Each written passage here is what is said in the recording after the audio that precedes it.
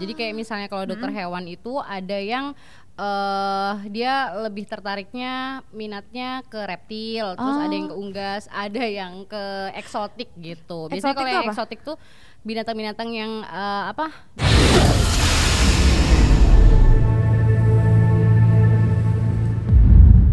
Hai guys, welcome back di Bukan Bincang Biasa episode kali ini bersama aku Nadia Laidrus. Dan narasumber kita kali ini adalah Jeng Jeng, Dr. Echa. Halo. Hai, oh my god, dia terbang jauh-jauh dari Malang. Assalamualaikum. Hanya untuk aku. Waalaikumsalam. Oh iya, lupa lagi, ya ampun. Assalamualaikum Dr. Echa, apa kabar? Waalaikumsalam, Masya Allah. Seneng banget ketemu sama Nadia, ya Allah. Cantik banget sih, Nat. Aduh, Masya Allah, kamu juga dong. Pokoknya kita harus stay young, wild and free ya, enggak sih? Jadi kamu baru aja nih ya sampai Jakarta ya? Baru banget. Sekarang sibuk apa sih Dr. Echa? Sibuk di klinik aja, masih sibuk dengan perhewanan itu. Perhewanan. Tapi ngomong-ngomong ya, praktek ya. Aku tuh amazed banget loh sama dokter hewan. Gue periksa satu jenis manusia. Ya nggak kan? Jadi satu bener. Jenis spesies loh ini manusia. Gue aja pusing. Lu belajar berbagai macam loh ini. Segala ada kucing, anjing, kuda, kelinci, babi, sapi, kelinci, ular. Gitu. Beda-beda kan? Reptil, iya. Iya, tapi makanya kalau di dokter hewan itu kayak ada minat profesinya gitu loh. Jadi kayak misalnya kalau dokter hewan itu ada yang dia lebih tertariknya minatnya ke reptil, terus ada yang ke unggas, ada yang ke eksotik gitu. Biasanya kalau yang eksotik tuh binatang-binatang yang apa di alam liar. Kemana nih? Oke. Yang kayak di zoo gitu. Nah itu masuk eksotik. Kelinci itu juga masuk eksotik sih sebenarnya. Kelinci itu eksotik. Oke. Gue nggak ngerti ya. Jadi tadi kalau kamu minatnya apa? Hewan kesayangan sih, jadi masih hewan kesayangan ya. Hewan anjing kucing gitu. Biar diri sendiri juga disayang nggak sih? Ya kelinci juga kan kesayangan. Sekarang tuh eksotik udah mulai masuk ke hewan kesayangan, jadi kayak pet gitu ya. Iguana. Serius? Iya benar. Itu udah masuk tuh ke hewan kesayangan tuh. Udah mulai banyak yang melihara. Udah mulai aneh-aneh Nat. Sekarang sugar glider. Iya lagi ya itu kan? Gue tuh baru tahu. Jujur gue baru tahu sugar glider less than 1 tahun. Pertama gue pikir apa sih nih tikus kan? Gue nggak ngerti tapi kok ada sayapnya nih hewan apa gitu. Sugar glider. Iya. Jadi kalau sakit juga diperiksainnya ke kamu gitu ya? Iya. Tapi sebanyak so far masih sebatas anjing, kucing, kelinci. Kadang-kadang pernah yang paling aneh itu yang datang ke klinik adalah ikan mas koki. What? Iya. Kan kalau ikan berenangnya begini nih, dia berenangnya gini, gitu lah. Tuh ada something gitu kan, ya itu diperiksakan. Gitu. Oke. Diagnosisnya apa tuh? Iya, jadi waktu itu siripnya yang patah. Jadi kita ronsen. Ngebayangin ronsen ikan mas koki sekecil gitu, coba deh. Sirip patah berarti. Ya, sirip patah. Oke. Enggak, sirip putus. Sirip putus. enggak tapi next enggak. Episode kayaknya sirip putus. Oke, jadi hewan paling aneh adalah si ikan mas koki gitu. Tapi paling susah hewan apa sih?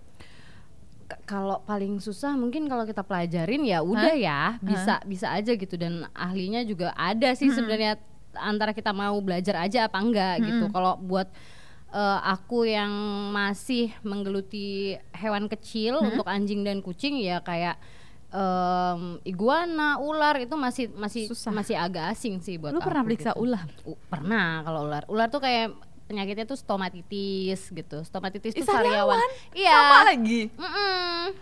Hey, ular itu jadi kan kalau ular itu, lu gimana periksanya? Enggak, jadi kayak misalnya BP tuh jenis-jenis ball python.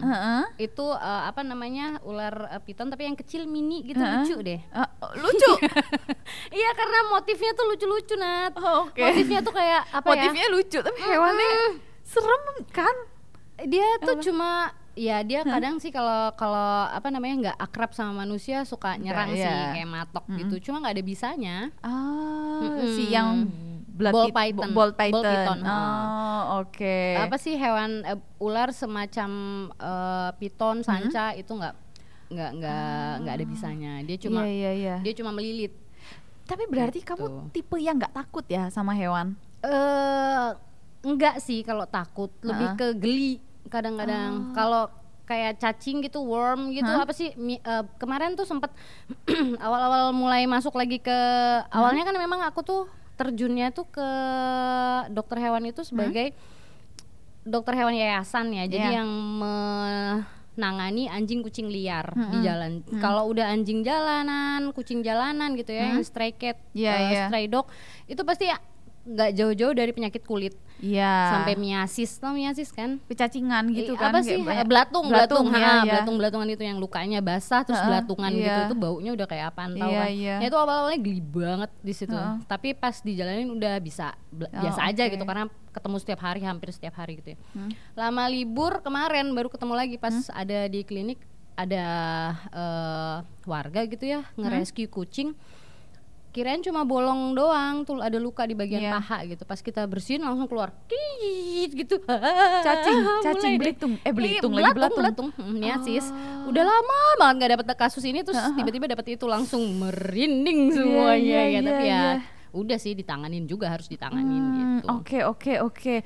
Lebih ke situ. Tapi maksudku ya misalnya kayak ular apa gitu tadi, hewan-hewan yang buas gitu. Singa gitu, takut nggak? Belum, kalau singa, harimau belum pernah menanganin aku. Tapi kalau ular asal dia tidak berbisa, insya Allah berani. Buaya gitu?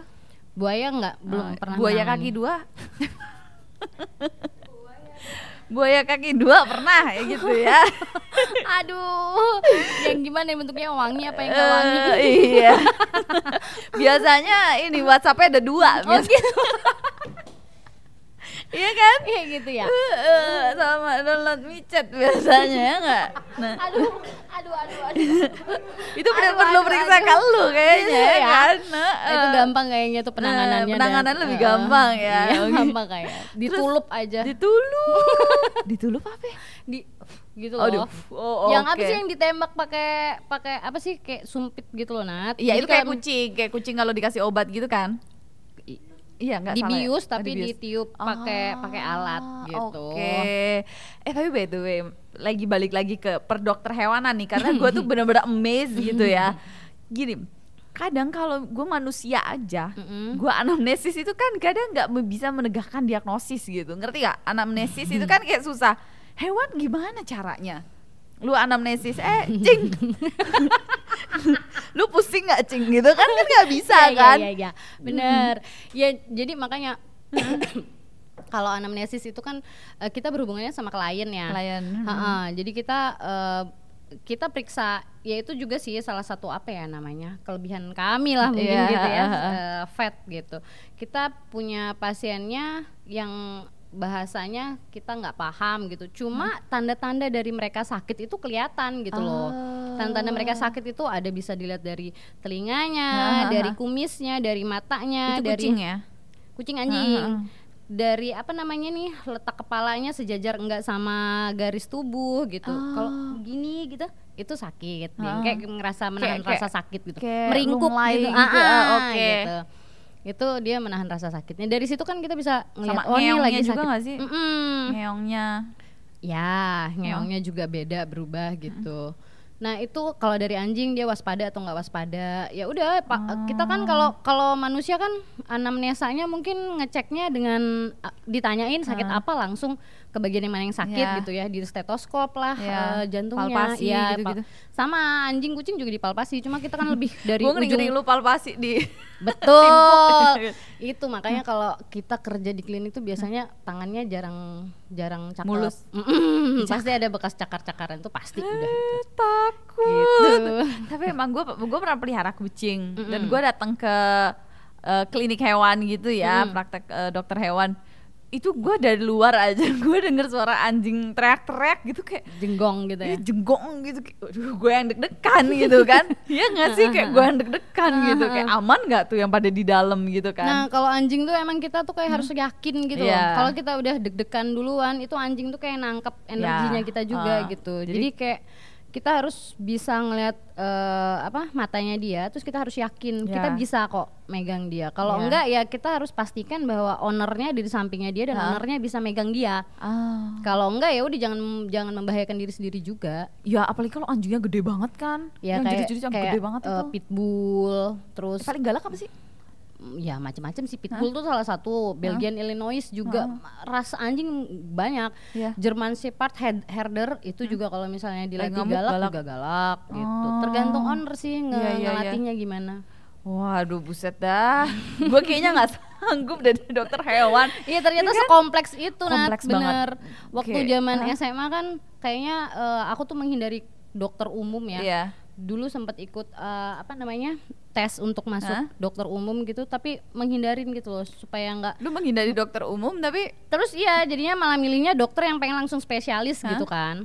Dan itu hewan antara gigi hewan. Gigi nggak lulus, hewan lulus. Ya udah masuk di hewan tuh yang rasanya ya udah. Kenapa lu lebih milih dokter meriksa hewan daripada manusia? Apakah ngerti nggak?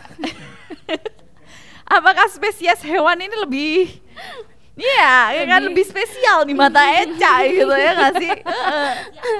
Dibandinginnya kan lebih menantang aja lebih menantang gitu. Ya ternyata pas awalnya kayaknya ini tuh mudah gitu kayaknya ya sama hewan disayang-sayang aja gitu loh. Gimana sih kucing sakitnya apa sih, paling udah deh disayang-sayang juga sembuh gitu.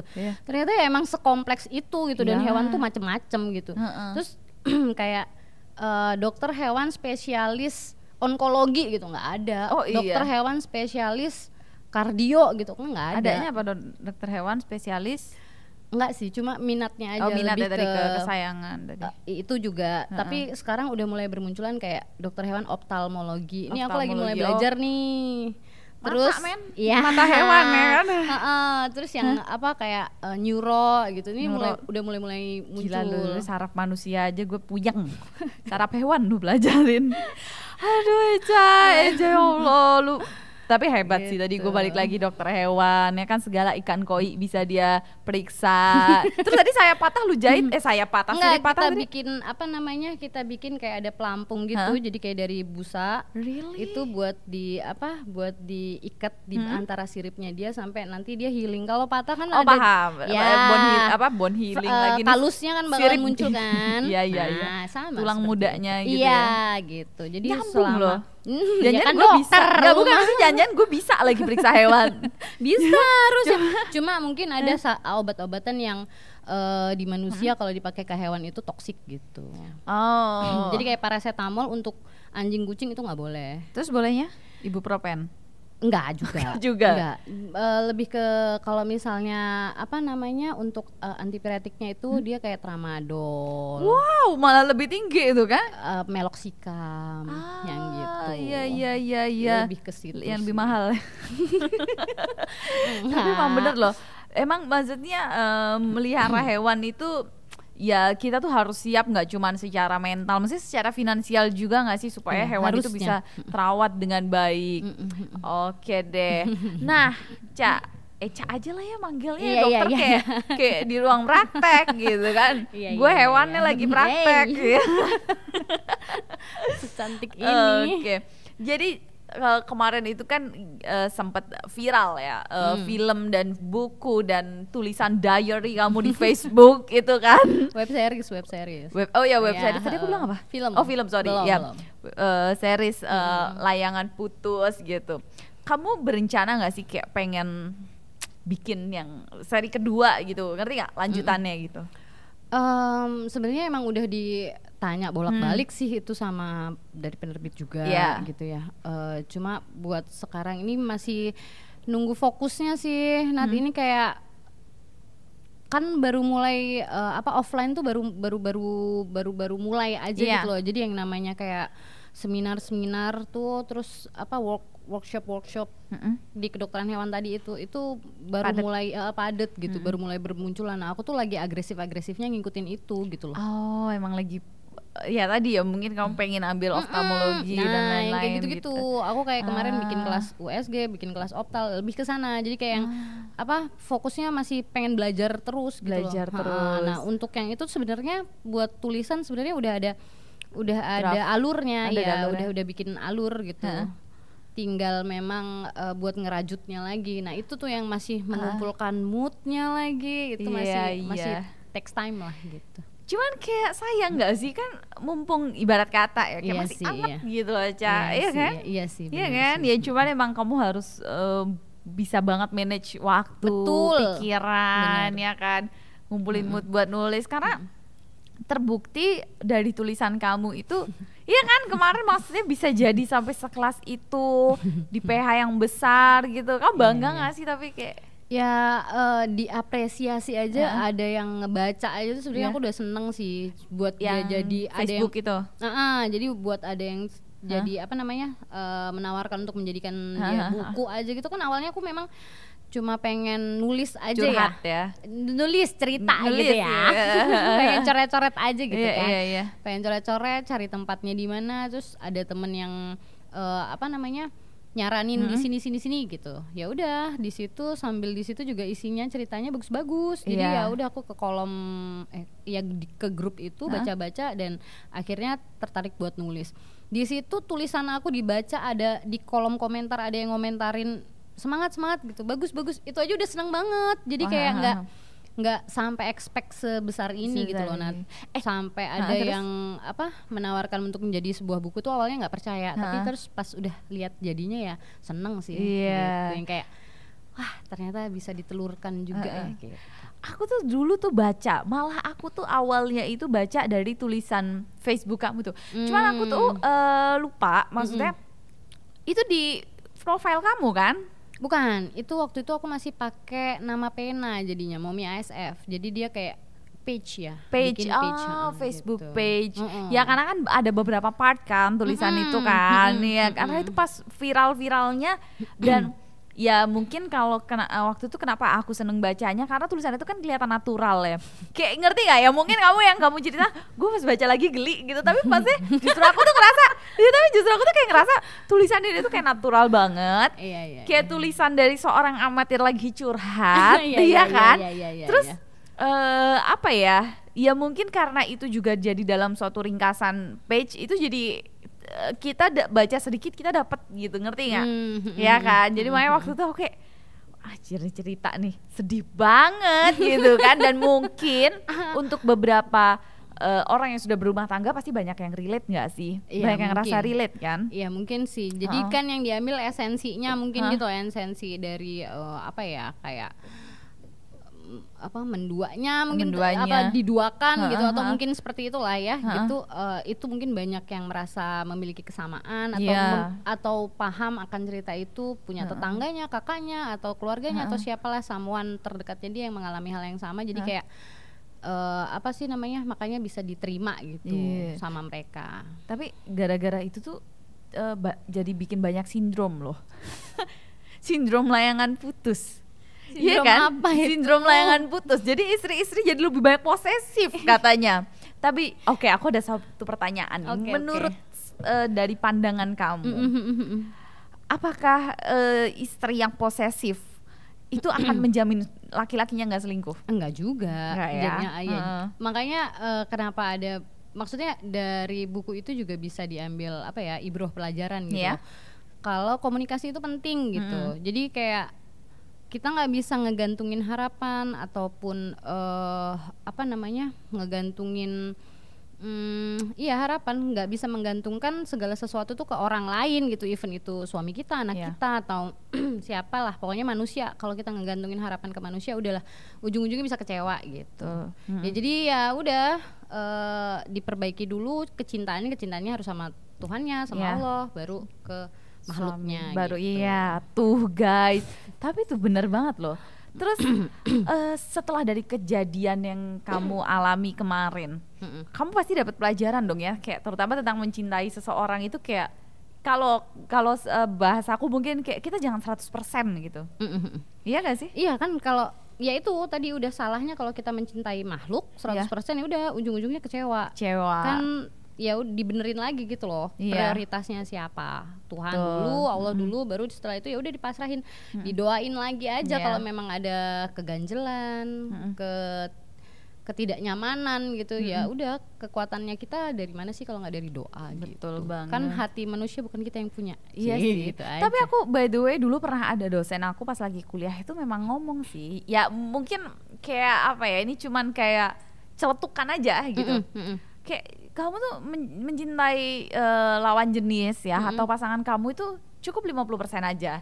Kalau lebih baik kamu tinggalin gitu, karena ya itu ujung-ujungnya ketika kamu sakit hati jangan sampai hancur lah. Istilahnya kan gitu ya nggak sih? Jadi kayak kita tuh harus bisa memanage perasaan, jangan apa ya, jangan terlalu bucin lah. Ini dosen apa nih? Aduh lupa lagi. Oh ya, dosen di kampus. Maksudnya gue lupa mata kuliah apa ya kan lagi namanya. Terus maksudnya dosen apa nih? Guru ini ya, dokter cinta. Mata kuliahnya berapa SKS itu Pak dosen itu? Dikit sih, SKS sih dikit, tapi jamnya banyak. Apa ini? Takut ya Pak dosen. Oke deh. Tapi sekarang gimana nih kehidupan kamu as a single parents? Ya semua keputusan tuh kan ada konsekuensinya ya, dan sebelumnya juga kan nggak pernah menyangka bakalan end up begini gitu. Maksudnya nggak bakalan pernah bercita-cita juga jadi single parent. Jadi orang tua pun juga kan nggak pernah ada nggak pernah ada sekolahnya. Iya. Sekolah single parent pun juga nggak ada. Betul. Gitu kan. Ya udah, jadi emang kalau buat kehidupan sekarang dinikmatin, disyukurin aja, belajar terus aja. Memang banyak kejadian yang bikin kaget sih. Maksudnya yang ngerasa sendiri ya gitu. Itu tuh banyak juga sih, ada kejadian-kejadian yang ngerasa lagi sendiri. Itu biasanya berkaitan sama anak sih. Jadi kayak misalnya ada kejadian di sekolah, gurunya ngomong ke aku gitu, aku nggak punya tempat sharing ternyata gitu. Yang lebih ke situ sih. Nanti kaitannya lebih ke anak sih memang sih. Kalau kendala ke yang selama single parent dijalanin ya. Tapi ya udah sih, bismillah aja. Anak pernah kayak nanya gitu nggak, misalnya kayak kok mama papa sekarang sendiri-sendiri misalnya gitu? Kalau nanya sih enggak, kalau nanya kenapa sendiri-sendiri enggak, tapi iya memang kadang-kadang kan mereka kalau di Malang, maksudnya di sama aku itu kan kegiatannya belajar, terus penuh sama aturan gitu ya, harus disiplin. Ya harus disiplin, harus berangkat jam segini sampai jam segini sekolah, terus ada les lagi, pulang ke rumah makan, istirahat pun kalau buat anak-anak kecil kan paling sebel disuruh tidur siang nggak sih? Iya. Nah gitu, yang kayak gitu tidur siang, terus abis itu bangun les ngaji lagi, terus malamnya ada kadang les, kadang juga enggak, tapi maksudnya rutinitas gitulah, rutinitas. Jadi yang kebayang sama mereka itu adalah waktu-waktu mereka nggak punya kewajiban untuk belajar dan rutinitas sekolah yang begitu padat gitu ya. Jadi yang ingetnya tuh yang happy-happynya pas di Bali gitu. Jadi emang suka ngomong sih Mami kapan kita balik ke Bali lagi, Mami kangen sama Bali, Mami pengen tinggal di Bali lagi. Itu sering sih gitu. Jadi kalau misalnya, dan sedangkan di Bali itu waktu itu masih ada papanya ya, masih ada dedinya. Jadi kadang-kadang kalau misalnya mereka udah lagi capek sekolah gitu, biasanya sih emang kalau misalnya di sekolah tuh lagi ada yang berantem sama temennya, nah mulai ngomong kangen Bali gitu biasanya gitu. Jadi dia dengan bahasa yang halus ya anak-anak ini ya, mungkin nggak langsung mention gitu, maksudnya kangen dalam tanda kutip kangen bareng gitu, tapi lebih kayak kangen Bali ya mami gitu ya. Tapi sebenarnya anak tuh ngerasa sih memang ya. Iya. Kalau buat yang buat yang nomor 3 tuh emang sekarang lagi kritis-kritisnya, dan memang dia tuh paling vokal sih, paling kritis gitu. Celutukannya tuh lucu-lucu gitu. Iya, kadang-kadang emang padahal dia di Bali tuh perasaan cuma sampai umur 5 tahun deh. Sampai umur 5 tahun doang. Ya cuma kan mungkin ya memorinya dia happy-nya gitu loh pas di Bali. Kenapa kok Mami di Malang, kenapa kok Dedi di Bali, paling gitu ya. Aku paling cuma bilangin kalau Mami kerjanya di Malang, Mami memang punya kerjaannya di Malang. Jadi kalaupun kita ke Bali nanti adek tuh tetap sekolah di sana sama seperti di Malang, kayak gitu-gitu sih, lebih kayak gitu juga. Iya. Oh, makanya dia dengan bahasa yang halus kayak gitu ya. Oke. Kalau dia kayak ngomong mami aku kangen mami sama daddy gitu, nggak pernah? Nggak pernah. Kalau itu nggak pernah. Tapi suka ketemu kan sama daddy-nya? Ya kalau lagi dedinya lagi main ke Malang, dedinya main ke Jawa gitu, pulang kan emang dedinya kan aslinya Jawa Timur. Ya. Jadi kalau pas lagi mudik pasti mampir ke Malang gitu. Oh. Dia tahu tapi ada maksudnya gini, dia ngerasa bingung nggak kok sekarang ada sosok baru gitu. Pernah nanya nggak? Enggak, kalau menanyakan langsung enggak. Iya. Justru kadang-kadang aku yang suka ngecek kan. Jadi kayak misalnya liburan ke Bali misalnya gitu ya. Itu juga baru-baru banget Nat, baru-baru tahun kemarin ya. Pas lebaran itu loh, pas lebaran beres itu baru tuh bisa ke Bali kan, soalnya habis Covid juga kan, susah kan. Keluar masuk penerbangan susah. Betul. Ini baru 2 kali ya? 2 kali pas sekali sih. Dia balik ke Bali, mereka balik ke Bali. Ke rumah dedinya, ya akhirnya ke rumah dedinya gitu. Akhirnya ke rumah dedinya, diajak, dijemput sama dedinya, kayaknya baru sekali deh Nat. Baru sekali. Nah itu aku pancing-pancing kan, maksudnya pancing-pancing cuma gimana happy nggak? Soalnya happy banget, seru gitu. Kalau dulu sih mungkin dengar kayak gitu tuh ini Nat, kayak nyes gitu, ya kayak jealous gitu kan, kayak di gue tuh emang rutinitas doang, jadi happy-happynya pas lagi liburannya kan kesana gitu kan, jadi kan ingetannya sana happy gitu ya. Tapi sekarang udah sesantai itu gitu loh, maksudnya udah oh ya udah nggak apa-apa kan, itu bapaknya, ya udah nggak apa-apa, sok aja gitu. Anak-anak happy, aku juga ikut happy, ya udah nggak apa-apa, sok aja sana. Cuma kadang-kadang nanyain gimana terus di sana, Ai anak aku yang nomor 4. Ai panggilannya abang juga dong kan, berarti kan selama ini kita kalau manggilnya adek kan, Ai. Adek kan adek kan abang, bukan yang paling kecil sekarang kan. Kalau udah punya anak lagi ya.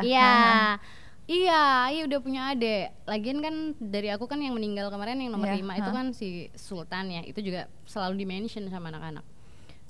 Adiknya Ai ada Sultan, ada itu yang dari sana, 2 orang disebutin juga. Oh ya udah, masih berarti main gitu aja. Aku sih gitu sih, nge-screeningnya gitu. Apa ya, aku yakin lah kalau untuk perasaan kamu sama yang bapaknya anak-anak, kamu pasti udah move on. Iya nggak bener kan? Iya kan? Iya, kalau itu aku yakin lah, maksudnya. Insya Allah sih. Udah friend aja gitu loh maksudnya, hubungannya insya Allah. Sih, kayak mungkin apa ya? Kalau gue mengibaratkan dulu pas putus cinta aja gitu ya, gak sih, kayak buat move on dari pasangan itu nggak susah nggak sih kamu bilang? Move on enggak sih, Nat, apa ya? Kalau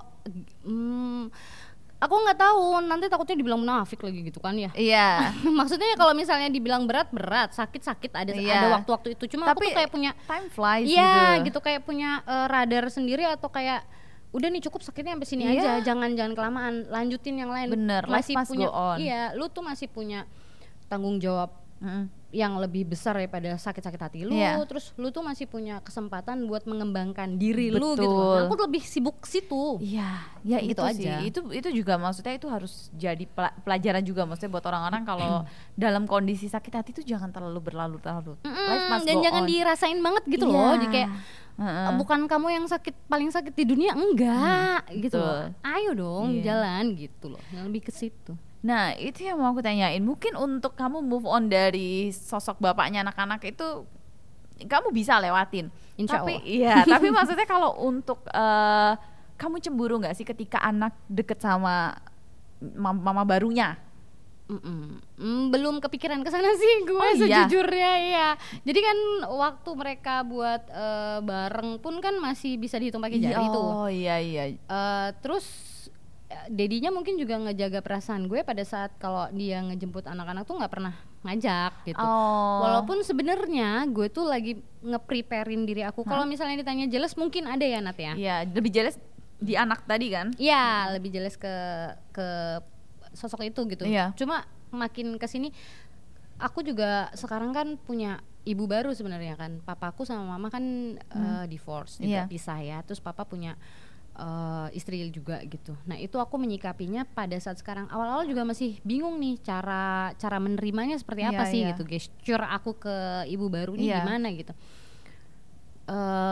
Udah dianggap teman aja gitu loh awal-awalnya gitu. Terus pas kesini-sini ngeliatin papa makin tua gitu kan, oh yaudah deh gue titip bokap gue sama lu deh gitu. Jadi lebih ke situ gitu. Jadi yang udah damai-damai aja. Nah sama aku memposisikan si ibu barunya, bukan ibu baru, istri barunya si apa namanya, dedinya anak-anak. Itu adalah gue titip biar nih bapak-bapak biar nih si Dedi nggak ngerepotin anak gue kelaknya gitu, tolong deh ya udah nggak apa-apa rawat aja baik-baik deh gitu, deh happy deh kalian deh happy. Lu pikiran yang bagus sih, masa tuanya gue nitip ya. Iya gitu aja gitu loh, dan dibawa seperti itu gitu loh, udah gue titip. Mudanya udah sama gue. Tuanya gue nitip gitu. Udah happy deh, kalian happy aja. Udah happy aja biar anak-anak sama gue. Ribetnya jangan anak-anak gitu. sama gue. Gue juga cari papa baru. Astagfirullah. Iya bener gak?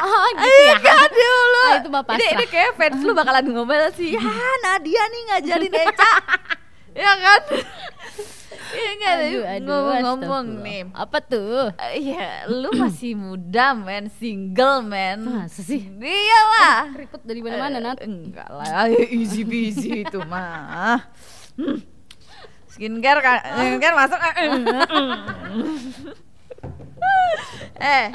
Terus ada siapa sekarang di hati ini di sini nih?